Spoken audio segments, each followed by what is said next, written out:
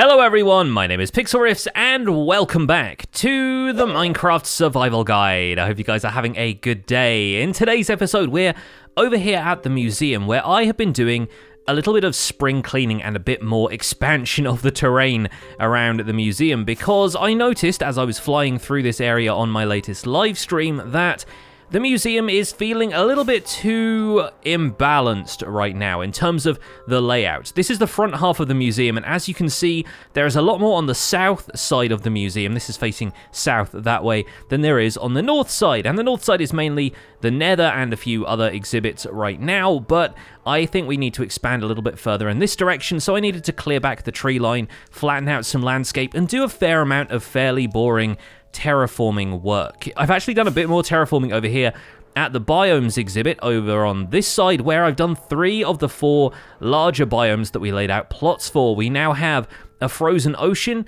on this side, we have a Badlands Mesa, complete with a little mineshaft that we built in there, and a mountains biome. This is more of like a mountain peak, or at least a kind of snapshot of all of the stuff that you can find in mountain biomes, including that higher terrain and some of the floating bits of the mountain peaks. But then the Shattered Savanna Plateau we just haven't tried yet because I need to get some good reference material for it. Anyway, all of this stuff felt like something that I had done videos on before, so I didn't really want to use this video to show you all of the progress on that. Instead, we're going to take a field trip. We're going to leave the museum for a little while. We're actually going to leave the survival guide world entirely because I had a go at a game mode called Half-Hearted Hardcore recently, and I wanted to share it with you just because it's a fun way to experience Minecraft and actually something we can kind of learn from.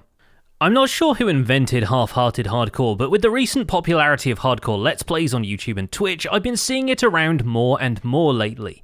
Most notably, one of Minecraft's developers, SlicedLime, has been playing it a lot and put a video out a while back explaining how it works.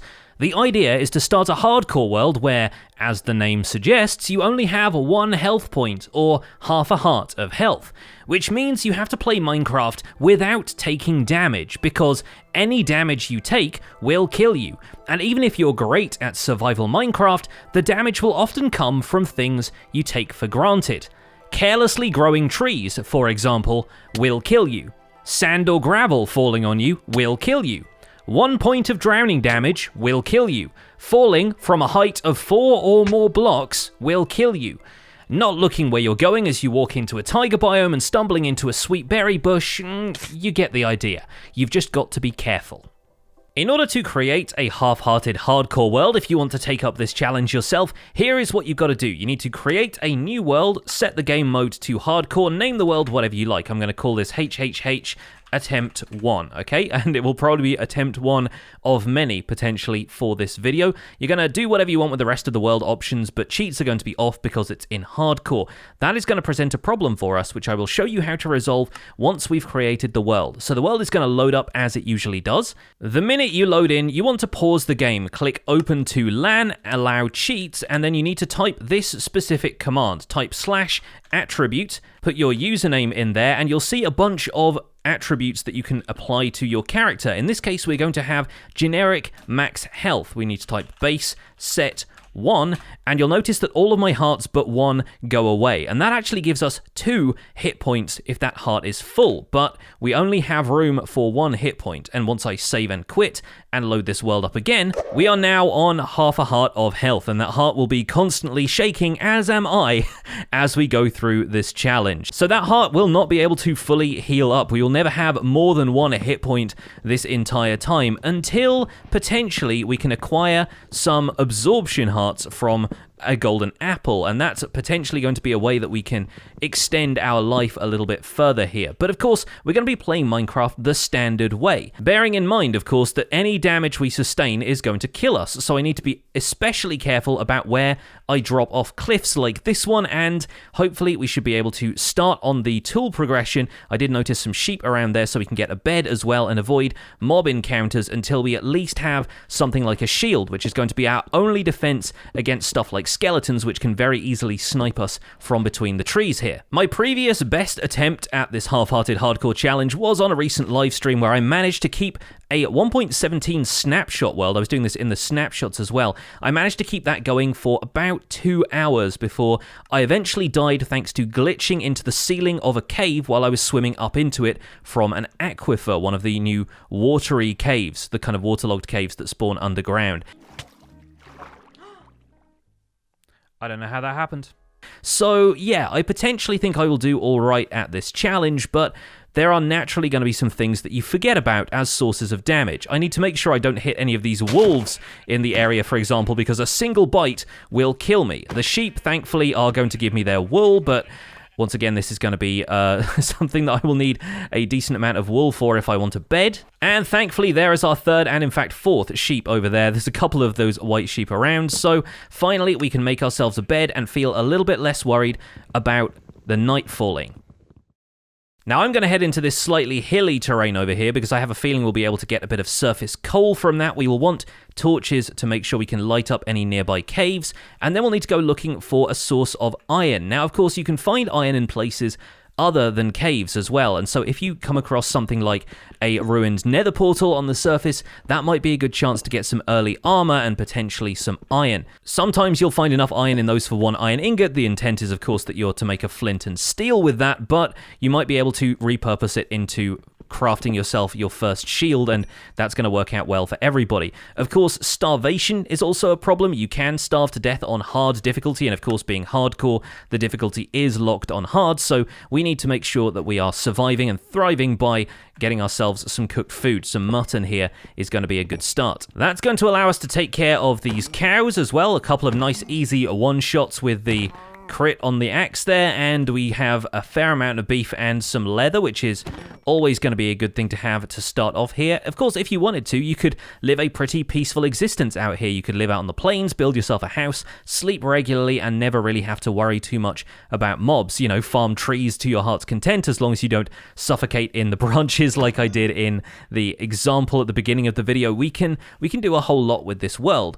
I, of course, am planning to keep this world as a fairly temporary thing. I'm not planning on starting a long-term half-hearted hardcore, and I know from experience that that only leads to heartbreak eventually anyway, so I think it's just going to be fun to play around in this video and get ourselves a little bit of progression done if we possibly can. So I am going to play it a little bit risky here and aim for some caves. Naturally, before we do that, we're going to want to grab a little bit more wood, and I've got some food smelting in the furnace over here. I got myself a bunch of torches. We have 15 leather. Now, you might be tempted even to turn that into a set of leather armor, but honestly, any armor below iron level probably isn't going to absorb enough damage that it will save us in any given situation. What I'm really after at this point is a cave that will give us some surface level iron. So I need to sneak around here and be extra careful that I'm not going to step into a cave that runs a little deeper and potentially has some hostile mobs in it. These shallow caves like this, the ones that lead to a dead end, are often a good place to start, and if there's some surface iron in here, then we can be confident that we're going to at least be able to defend ourselves on a longer caving expedition. Even this cave here looks like it might potentially be okay for now, although it does branch off in a couple of different directions. We've got some iron here, but looking down these shafts here, if we run through here a little bit faster, we might beat the chance for mobs to spawn. So yeah, we can grab a little bit of iron from the side of the cave wall here, and this will at least get us started with a shield, maybe some iron tools. I think armor is also going to be a factor here. And the cave even bottoms out without leading to anything a little bit deeper, so this is great. This is our first iron cave, and we've managed to get a few blocks from it. I'm, of course, having to hold down shift a little bit to make sure I don't drop off any blocks without knowing what kind of drop awaits me on the other side. You even have to pillar up a little bit more gently and be more careful about the progress in caves, because one misstep could cost you the entire world. And that's really what I've enjoyed about trying to embark on this adventure, is a sense that you have to pay very close attention to every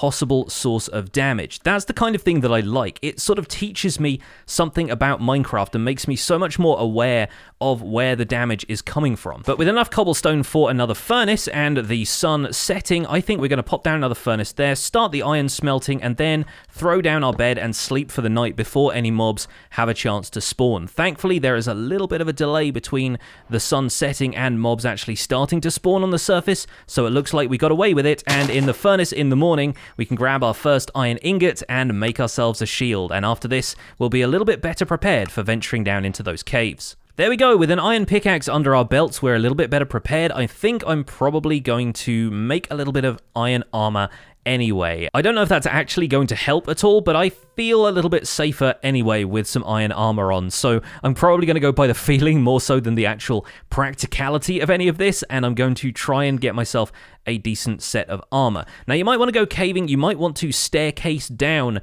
and see if you hit a cave or not, because of course you can get to diamond level and set up a fairly safe strip mine if you get lucky and don't encounter any caves on the way. So if you want to go the long term in this world, you might want to dig down and head for diamond level right away. And naturally, if you're going to do that, you might want to build yourself some sort of temporary shelter so that your mine entrance is going to come up inside of a house so that mobs won't follow you down, and so that you have a safe spot to return to where you know you can sleep for the night before venturing back out onto the surface. You will also want to make sure you don't build the walls of your house too high, or at least that you have something to jump down onto, because if you drop from a height of 4 blocks or more, you're going to take half a heart of fall damage, and that's going to cost you the world. So I think in this case we are just going to play it safe, make a little 3-block high shack here, put a door in the front of it, maybe a roof over the top, and we'll call it good there. Okay, so maybe I got a little bit carried away with the building side of things. I just wanted to make something that felt a little bit more like a home, and it's actually got a lot of storage. We've got 6 barrels. Now, we might go caving in a minute, but I wanted to start a little branch mine in here as well. And despite what you've been told about digging down in Minecraft, there are safer ways of doing it. If you want to stand between 2 blocks like this, you can actually dig down relatively safely because you're standing on both blocks at once. Basically, imagine yourself with 1 foot on each block at the time, and then that way, when you dig out the ground on your left, you're always going to have something to stand on your right. Then we can fill the entire thing with ladders so that we can come up and down this space as much as we want to, and you end up with a pretty effective mineshaft that can go straight down to diamond level. And as long as you leave a torch at the bottom of it here, even if you need to return to your house to get more supplies for tools, you'll be pretty much guaranteed that nothing is going to spawn down here in the meantime. As you travel down through the earth, there are things you will want to be aware of. Of course, the sound of lava nearby is the telltale warning sign that you probably need to dig somewhere else, and likewise the screeching of bats, if you hear it nearby, or any other mob sounds, can alert you to the location of a cave, and whether or not you want to venture into that cave is of course entirely up to you. Personally, I'm looking to stay away from them, especially when there are skeletons involved, but you never know, you might find yourself digging downwards into a cave, at which point you will need to have your shield at the ready to defend yourself, otherwise a skeleton could just shoot straight up and deal 1 half a heart of damage to you in whatever state that you're in. Yep, in this case, we have come out into what is clearly an abandoned mine shaft, and I really don't feel like facing down multiple crossroads, cave spiders, and all other things besides. Cave spiders are actually kind of an interesting proposition in Half-Hearted Hardcore because poison cannot kill you. It can only leave you with half a heart of health remaining, meaning that if a cave spider was to poison you, it actually wouldn't deal fatal damage. However, of course, the cave spider would still melee attack you, which would deal fatal damage, so not exactly a situation you want to find yourself in, and despite the fact that there was iron down there, I have a feeling that tunnel is going to remain sealed up for good, and I'll try my hand at caving instead. Now, since we're in hardcore, I'm going to take the bed with me so that I can make sure to sleep for the night. We don't need to worry about setting a spawn point because it's not like we're going to respawn anyway. The only situation in which we could respawn at a bed was if we used the end portal to return from the dragon fight, which goodness knows probably isn't going to happen in this video. I don't see myself getting to anywhere near the dragon fight in a first-time Half-Hearted Hardcore run, but I think we at least can explore a little bit of the surface terrain and see if we can find a cave. This looks to me like it is going to be a ravine, which of course could have some iron in the walls, but just as equally has a chance of other nasty things creeping out from the shadows, and we don't want to get ourselves in a situation where something could sneak up on us. We really want to have the daylight at our back if we explore around here. So I'm thinking another surface cave is going to be the best way forward. Oh, here is another thought. I just heard a really close to the surface lava lake around here, and naturally we could be looking for lava lakes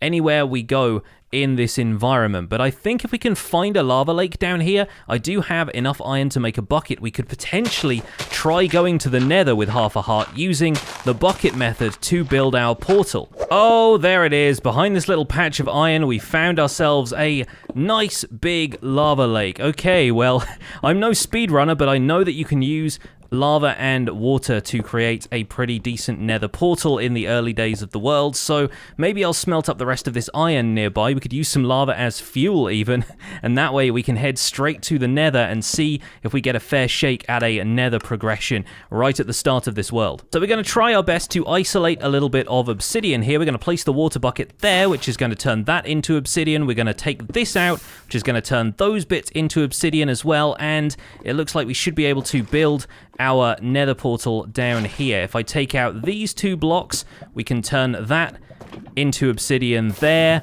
and also there. I can never quite remember how the speedrunner folks do this, but I think it involves putting a water source basically like up there, and then around the outside you can place, yeah, there we go, we can have buckets of lava there for obsidian to make the portal frame. Like that, we can probably do this side as well. Let's brave heading out to the surface. I don't think anything spawned during the night, but I wanted to make sure. Let's dig into this pile of gravel on the opposite side of the riverbank, and I can't believe it, but we might be about to go to the nether in this half-heart hardcore run. There we go, we got 1 flint, which means we have enough for a flint and steel. That's probably where the run is going to end, though, because I don't have any gold yet, and gold armor is naturally going to be necessary for piglins to not attack us, so I honestly don't see this going all that well. But at least I will go there with some iron leggings under my belt, quite literally. I suppose we've got some iron leggings now, at least. So I am halfway to a full set of armor, and it's the good half. Let's light this portal up.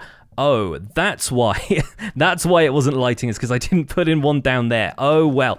Okay, well, in that case, I'll just be able to place the bucket of water there. We'll flood out this section. I guess we'll grab 1 bucket of lava from over there, and we'll just place it in that spot there, and there we go. Now we've got a full portal frame. Okay, so I wasn't quite as good at doing this as I thought. But no worries, we got a nice tall nether portal, it turns out.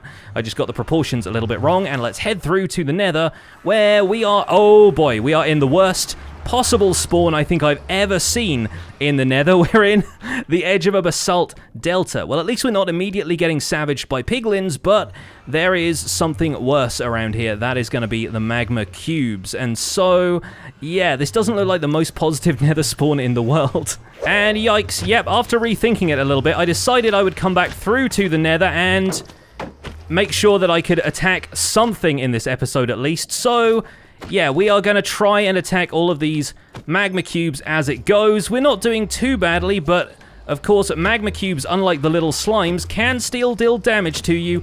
Oh, that was close. That was real close, but we made it. So what I decided we should do is just try and bridge out towards this warped forest, because the warped forest is going to be the most hospitable of all the nether biomes. The only thing that spawns out there is going to be Enderman, and as long as we don't look at those, we should be okay. So I'm going to try my best to slab out towards the warped forest, and from there, hopefully, we should be able to find an area to mine some gold. Once we've got some gold, we'll be able to venture into other biomes without the concern of being slaughtered by any piglins who don't like the look of my face without gold armor around it. And we've made it. Unbelievable. We have made it over to the warped forest. Now, from around here, I just need to scope out the location of any gold ore, which should be around here in the nether someplace, without those guys being around. Yep, they're not going to be happy with me if they spot me. The magma cube bobbing in the lava down below is pretty funny, though, I gotta say. And yeah, I need to not look at the Enderman, tempting though it is to look around at my surroundings.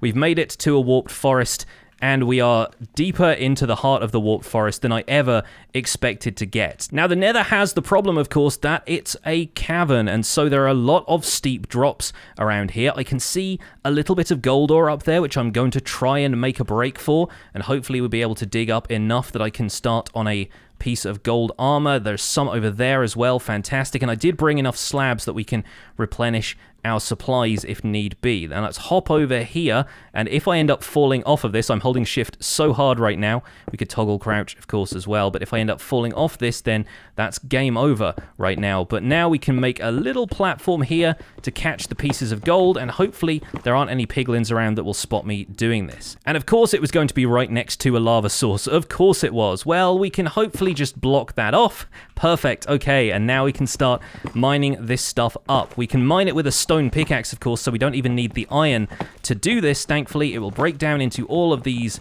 nuggets, and how many do we have? 31. Okay, I didn't bring a crafting table with me though, so we're gonna have to find something we can use. I guess one of the warped trees over here. We can use this for some wood, turn that into a crafting table, and from there we should hopefully be able to craft all of this gold into ingots. Maybe we'll get a gold helmet instead of some gold boots, because then maybe we'll be able to trade some gold with the piglins locally, and they'll be able to trade us some iron boots, which might have soul speed, giving us the advantage to running away whenever we're in a soul sand valley. Now yes, there is a little bit more gold around here. I'm going to keep an ear out for any piglins that might be grunting nearby, but no, it looks like we are in the clear to mine some of this stuff. The warped forest really came through for us after how terrible that basalt delta spawn was, right next to a lava lake too, and hopefully we should be able to gather enough gold here that we'll get enough ingots to trade with the piglins. You may have heard of the MLG water bucket drop, but let me introduce you to the Nether version of that, and it's MLG Twisted Vines. These things, if placed on the ground, can actually break your fall if you're falling from a certain height, and keeping them on the hotbar in the Nether is going to be as important as keeping a water bucket on the hotbar in the overworld or the end. It may occasionally save your bacon, and they're also quite useful as impromptu ladders if you want to get up some of these areas and also give yourself a way back down. So if you find a warped forest like this, grab some of the twisting vines and bring them with you. You will thank yourself for it later. I've been doing pretty well at finding gold too. We're now up to about 6 ingots worth of gold, and that's definitely going to come in handy bartering with a couple of piglins. We can get some very useful resources out of that. You might also consider fighting a couple of Endermen while you're here. We all know the safe strat for dealing with Endermen. You've just got to dig yourself into the wall of a cave like this, and 2 blocks high, 2 blocks deep like this. Look at an Enderman and you'll be able to damage it without it damaging you. Of course, if your axe breaks, just pull another one out of your hotbar and you'll be fine. But in this case, it might be possible to get a couple of ender pearls out of this guy. Sadly, we didn't get any that time, and of course you might want to sword with looting if you're trying to gather ender pearls in earnest. It will take you a little while. You can, of course, barter with piglins to get those as well, but it's a bit of a tall order these days. They tend to be a little bit scarce in the piglin loot tables these days. But it's going to be fun to try and get hold of some ender pearls on the off chance that you survive in this adventure long enough to find yourself a blaze spawner in a fortress, or at least fight some solo blazes that will drop blaze rods, because it has been done before. People have gotten to the end and defeated the ender dragon with half a heart in hardcore and not having taken any damage the entire time. So it's actually a really, really fun challenge once you get down to it, and once you've mastered the art of surviving for a while, you might want to see if you can take it all the way. And I just got myself an ender pearl from that enderman. Now, you might be tempted to use said ender pearl, but remember, of course, ender pearls are also a source of damage. If you use an ender pearl, you will take damage when you land, and many people know that ender pearling too many times is going to be a quick way to an early grave in this game mode more than any other, because you can't take any damage whatsoever. People have ender pearled with some better armor than what I'm wearing right now and have lived to tell the tale, but unfortunately, yeah, it's not going to be the kind of thing that you can use to escape from a sticky situation. You will almost certainly die. You'll be very, very lucky not to. Well, with 2 ender pearls under my belt now, I have made the tricky decision to leave the safe confines of the warped forest and venture out towards these piglins here in the nether wastes, and that ghast up there is giving me pause for thought. I think I'll probably try and lure this piglin over here into the warped forest instead of leaving the cover of the warped forest canopy, because the ghasts out there are tricky and I do not have a bow yet. Now, if this guy might potentially trade me some string, or if I can kill a strider for some, then that might mean being able to craft a bow here in the nether, but I don't have any arrows unless maybe he will trade me some spectral arrows. Again, this is the kind of thing that we'll be needing to harvest a bunch of gold for to guarantee that we'd get hold of it instead of the stuff he's giving me right now, which is loose quartz and blackstone. Thanks, buddy, but I think I need something to arm myself a little better here. That is an absolute windfall. A 3-minute fire resist potion is going to be a lifesaver here in the nether. Don't really want the nether bricks, but thanks anyway, I guess. Let's throw some wheat seeds down instead. And let's see what else he's going to give me. Some soul sand. Not really that interested in that. I'm hoping he will give me some string. And if he gives me some string, then we can also potentially put a warped fungus on a stick and go exploring the lava lakes on a strider. That's what the fire resist potion would be a good backup for. Hey, at least we got ourselves some spectral arrows. Well, that's going to potentially be a good way to arm myself if I can get hold of some string, because that way, at least I'll have a way to fight those ghasts at range. Uh-oh, I think I have aggroed a piglin. I think I just heard a piglin coming for me. Yep, that's right. He's coming at me with a sword, and this is probably the end of the playthrough, but just in case it isn't, there we go. Okay. Hopefully no more piglins in the vicinity going to come for me. I'm going to dig into the wall here and try and fight a few more of these Endermen. And right there is what I'm talking about. The Crimson Forest is out there, and the Warped Forest is feeling a lot safer to me. We'll find piglins more frequently among the Crimson, but we'll also find near certain death at the hands of their piggy cousins. Putting out the fires as I go is also a priority, keeping my eyes peeled for any hoglins, and of course, we are going to make sure, yep, no, they're running in that direction, which means a hoglin hunt is happening. We could, of course, bring a warped fungus with us from the other biome, and that's going to mean that the hoglins will leave us well enough alone if we have one of these planted nearby. It's not going to do anything held in our hands, but the hoglins will run away from warped fungus, which should give us a chance to defend ourselves. Yep, there is a hoglin over there in the trees. I don't want to leave the radius of this warped fungus if I can possibly help it. I'm kind of hoping the local piglins are going to decide to gang up on that hoglin. Yes, okay, we have string. Brilliant. All right, now let's craft some of these into sticks. We can get ourselves a bow, and we now have a means to defend ourselves. He also, I think, just gave me some obsidian, which is a pretty great... Oh, no, he's off.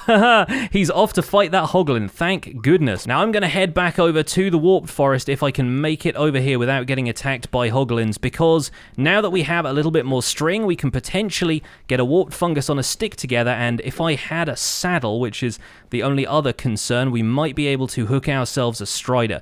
Striders will occasionally spawn with zombie piglin riders, and the ones where the piglins have despawned or the piglins have been killed by some other means will sometimes still have the saddles on them. So if we get down to the lava lake here and we get lucky, we might even be able to hook ourselves a strider that already has a saddle pre-equipped. Look at this, there's a whole colony of striders out there, but sadly it looks like none of them has a saddle after all. So yeah, I'm just going to keep making my way around here on foot if I can, and maybe we'll come across a structure pretty soon, but either way, this has been a pretty successful adventure. We've gotten much further than I ever thought we would. There is one. There's one right there. Okay, we can take out this piglin, and we can take him out from a distance with the arrows, and there is our strider. Incredible. Well, we can hop onto this guy, and hopefully if he stays near the shore, we should be able to craft a couple of things here. There we go. We got a fishing rod. We've got our warped fungus on a stick. If we put that in the right order, there we go. Shaped crafting recipe, so weird. Okay, and now I can hop off of him, collect my crafting table, and we are off into the lava. There we go. Nether Fortress, ahoy! Bastion, ahoy! Let's do this. I cannot believe we got this boat has legs in our half-hearted hardcore world. Incredible. And oh, look. There is a ruined Nether Portal right there, and I am very, very tempted to give this one a go, even if... Oh, okay. Yeah, we need to be very careful about this. You know what? I might actually drink my fire resist potion before I hop off this guy. But, you know, yeah, and I'll risk it. There it is. It's all about risk, this game style, so we may as well. Now, let's take a look at what's in here. A golden apple. Incredible. Okay. And we have a fortune 2 hoe. Odd choice, but there it is. And yes, we can keep the golden apple on us. That is going to be our food of choice if we get absorption hearts from this one, which I can't remember if you do or if it has to be an enchanted golden apple for that. But either way, we will get ourselves a decent lot of status effects from it, which will help against any other creatures. And look at that! Right across the way, we have a Nether Fortress. Now, I have no idea how I'm going to get into this fortress at all, but yeah, it might be a bit of a tall order. We'll see, though. I have to be very careful about the headroom on any of the scenery here. If I end up going under an overhang and taking a tiny amount of suffocation damage, that is going to be it. I think our best chance at attacking this Nether Fortress is going to be to make landfall over here, maybe a safe distance away from the fortress, ascend the cliff on that side, and then hopefully we'll be able to make our way in there. There we go. Oh, you did well, Strider. You did well. Let me try and find a warped fungus so I can feed this guy. There we go. Plenty of them around, of course. Let's throw this in his general direction. There you go, bud. Fantastic work. Have a nice life. I don't think I'll be coming back from this fortress alive, but if I do, I'm very, very happy that I got this guy around. Now we're going from a very peaceful environment here in the Warped Forest to a pretty hostile environment inside the Nether Fortress here. I don't expect we will come out of this adventure alive, and thankfully the magma cube is already on his way out of the fortress. Thank goodness for that. This is probably the first time I've ever entered a Nether Fortress from this upstairs walkway section as well. We know from the anatomy of the Nether Fortress that we took in the last episode that this a terrible fortress.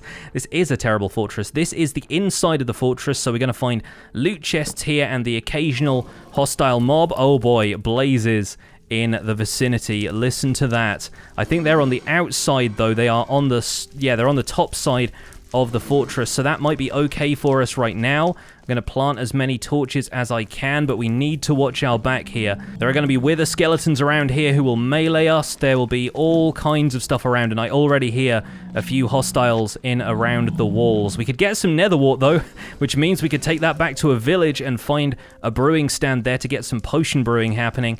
I wonder what's further up here. I have a feeling that, yeah, if we back into this corridor, I can see a wither skeleton down there. Are we going to find diamonds in a chest in here? Wishful thinking. You never find them in Nether Fortresses. It's actually really difficult to find them. But it looks like the blaze is actually cooking down there, which means I can probably retreat back down into this section of the fortress and explore a little bit further around the corners here. We're going to need safety bars on each of these areas to make sure the wither skeletons can't follow me, and the magma cubes are squishing in the distance. Let's see if there's anything around these corners. Doesn't look like it. We have a wither skeleton down there on the other side. Oh, a loot chest. Okay, I don't want to push my luck here, but I think if we block this off and block that off, I can at least take a look at this undisturbed. A couple of gold ingots, barely anything. Unfortunate, but hey, like I said, some nether wart wouldn't go too far amiss. Let's take a quick look around here. Oh, that's the outside, so that's going to lead out to the blaze spawners. There's a couple of wither skeletons guiding the entrance, and by a couple, I mean an entire army.